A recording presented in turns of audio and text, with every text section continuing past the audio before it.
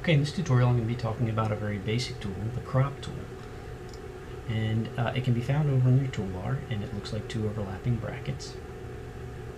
Once you select it, you'll get the options for the tool in the options box.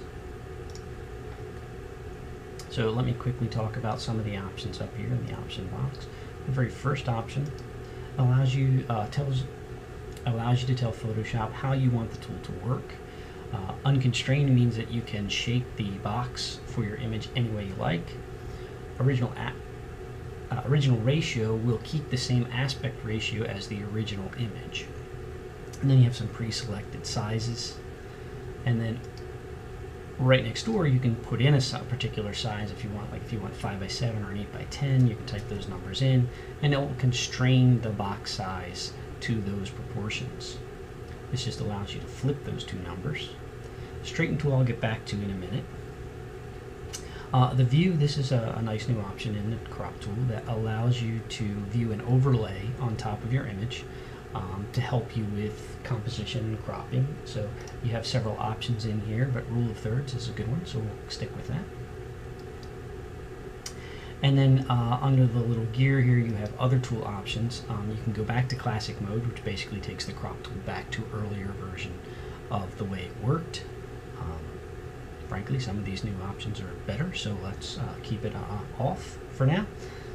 And then do you want auto center preview and show cropped area? I like both of those on, so we're going to go ahead and leave those on. And then finally, in the old crop tool, once you hit OK or keep the change to your crop, Photoshop would actually throw away the pixels that you cropped off. Now, though, it doesn't do that. It actually just kind of hides them for you. So if you wanted to go back and change your mind later, you could go ahead and do that.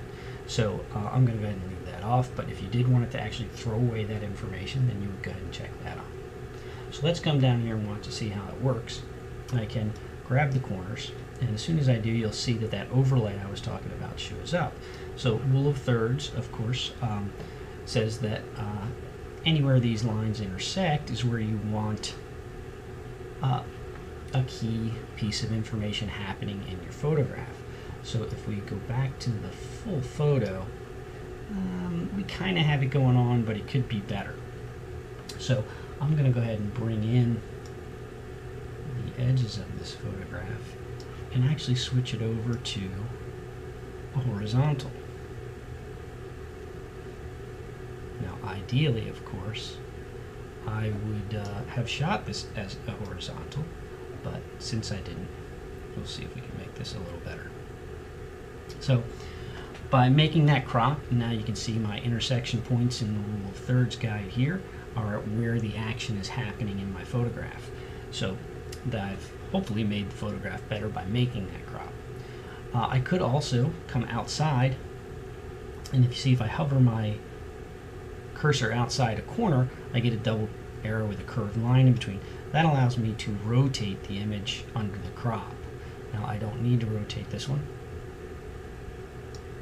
but if I did, I could do that.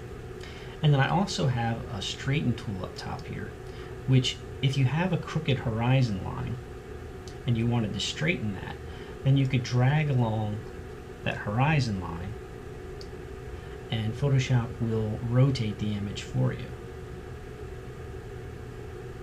And now that I look at it, I did have a crooked horizon line, so we'll go ahead and keep that as well. Okay, so that's generally the crop tool. The final thing I need to do is I can either hit my escape key to forget it, undo it, or I can hit return or enter to keep the change. Thanks.